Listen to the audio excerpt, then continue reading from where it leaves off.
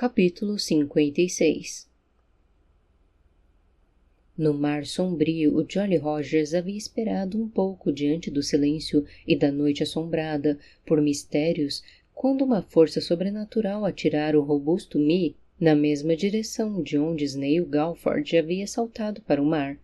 Passado o susto e a falta de explicação, e como mais nenhum fenômeno destrutivo tomara conta da embarcação, o navio se pôs a singrar na direção da costa de Andraine, onde diversos outros navios piratas estavam, ou já atracados, ou igualmente se aproximando para aumentar a fileira de mercenários.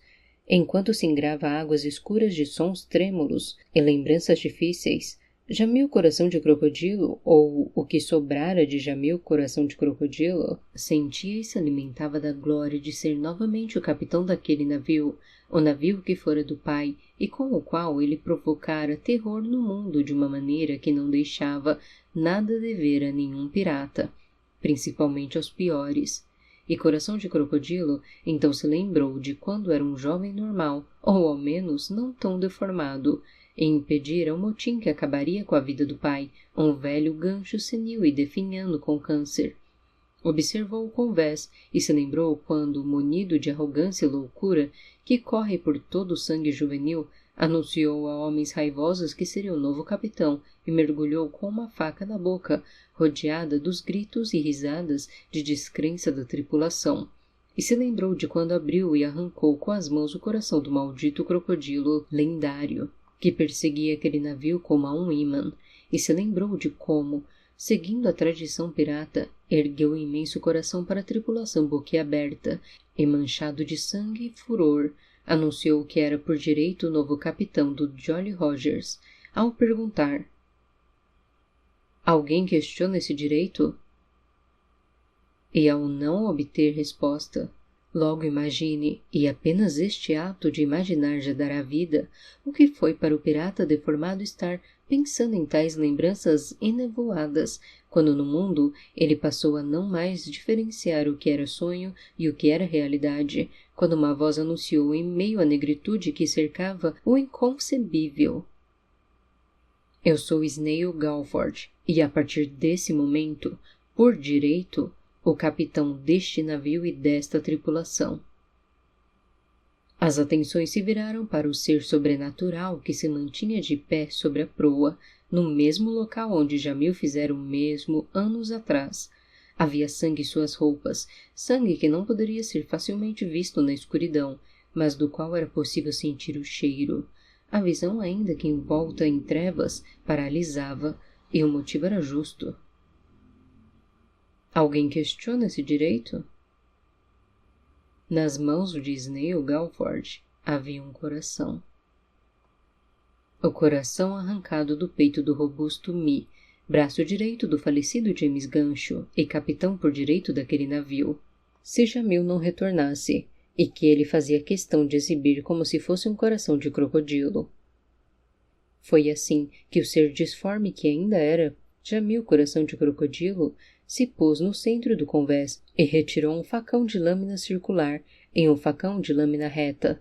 Mercenários correram para os lados, liberando uma futura área de combate. Snail Galford tirou 2 facas, sabe-se lá de onde, e caminhou para o centro como caminha um homem certo do que está fazendo, ou um homem que tenha voltado da morte e não tenha mais o que temer. Os 2 piratas se olharam frente a frente, em um acerto de contas que definiria a liderança do navio mais cobiçado do mundo, e definiria muito mais do que isso.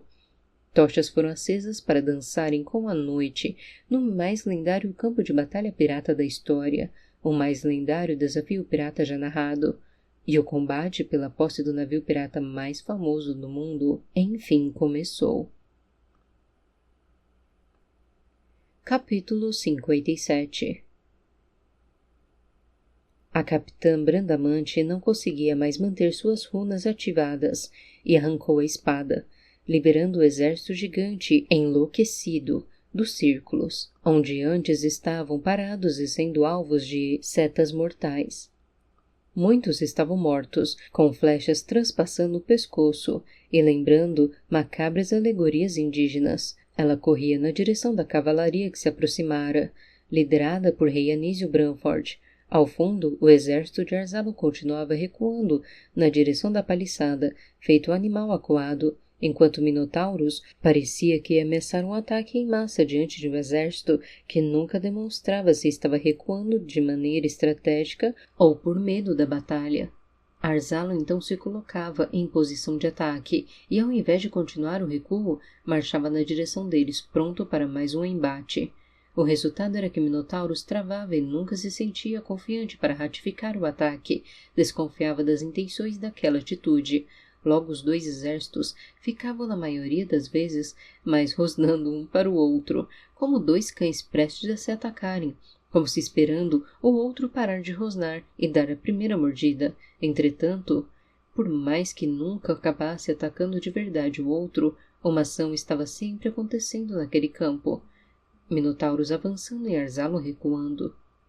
Um gigante explodiu um boom no chão ao tentar esmagar Bradamante na corrida de fuga. A capitã cortou para uma corrida em zigue-zague, quando outro gigante tentou o mesmo, e depois outro, e em seguida o primeiro novamente.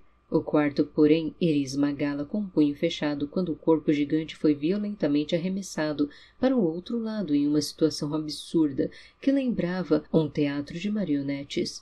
Outro gigante próximo tentou procurar o que estava acontecendo, e o corpo também foi arremessado para trás em violento choque com irmãos de raça que vinham em galope. Por um momento, o exército gigante parou atordoado com mais um exemplo de magia antiga na zona de guerra, e então todos entenderam o que havia acontecido. E em cima de seu corcel de guerra, rei Anísio Branford sorriu. Algum aliado nosso virá?